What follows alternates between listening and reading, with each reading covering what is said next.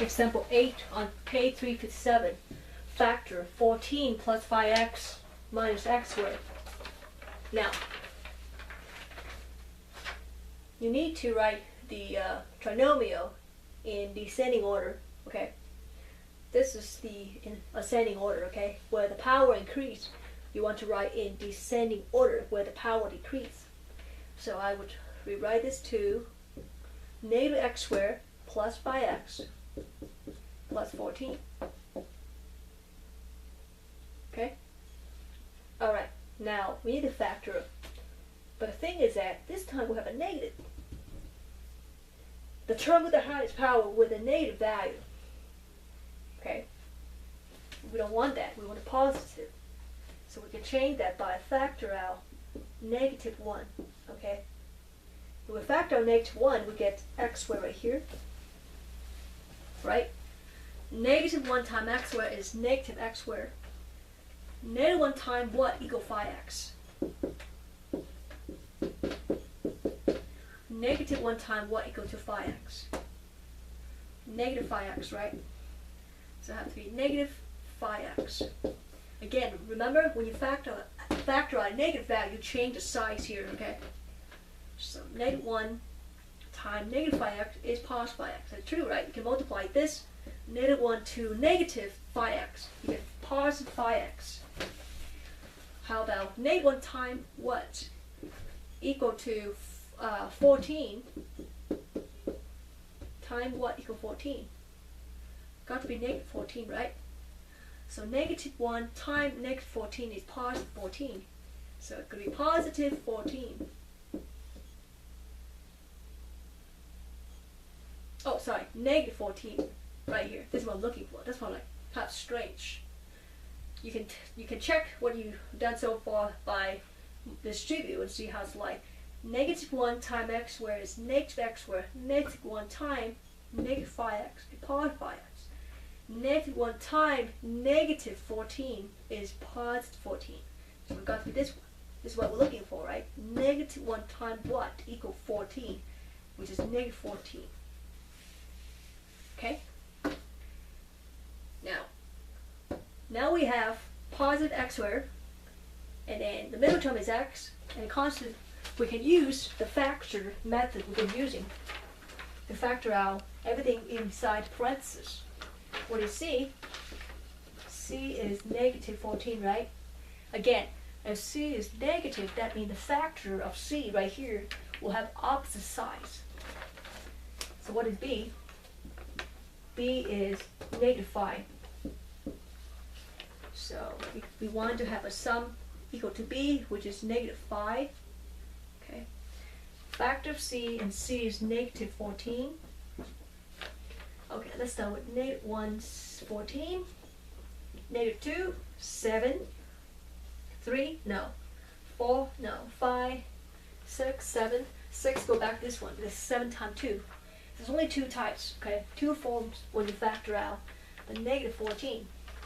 Now, if you recall, you need to find the sum of these factors so that it's equal to b. The sum is equal to b. So which one is that? Negative 114. When you take the sum of this, can you get negative 5? I would say no. So no way. Okay? I'm not going to check it because I know it's not going to happen when you take the sum of negative 1 and 14. Because negative 1 plus 14 is not going to equal to negative 5. How about this one? Negative 2 and 7. Very likely, right? So let's try. Negative 2 plus 7 is 5. Okay, we're close. We're not there yet. It's positive 5. How about when you have 2 is positive, 7 is negative. 2 subtract 7 is negative 5. So this is the k. So the true factors are 2 and negative 7. Okay. So let me correct the sign here. 2 and negative 7. Okay. If you take the sum of 2 and negative 7, you would get negative 5, which is b. Alright. So we have negative 1 times. So we factor out x x, okay, plus what? Plus what? That is 2 and negative 7, okay? Negative 1. By the way, you don't have to write negative 1, you can just write negative in front, okay? Simplify right here. So x plus 2 times x minus 7. Okay, so this is how you factor this trinomial. Now, you can write the answer this way, or you can write the answer by distribute this negative side to the factor. But be careful when you multiply, you only multiply the negative one to one parenthesis only, to the inside, to the one inside parenthesis only one time.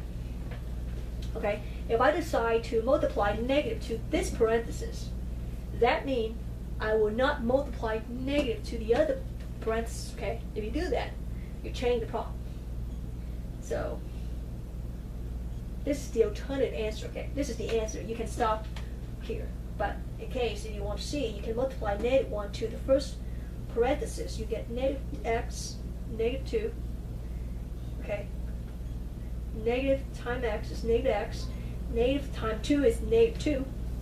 And then x minus 7.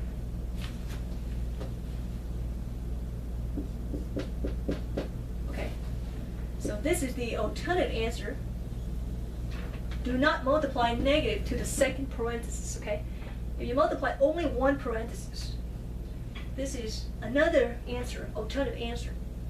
If you want, you can multiply negative here to the second parenthesis. That means you don't multiply the first parenthesis. So the first parenthesis stays the same. You multiply negative to the second parenthesis, you would get negative x plus 7, right? Negative times x is negative x. Negative times negative 7 is positive 7. So there are 3 ways you can write the answer: this way, or this way. And I'm fine with you leaving the answer as either way.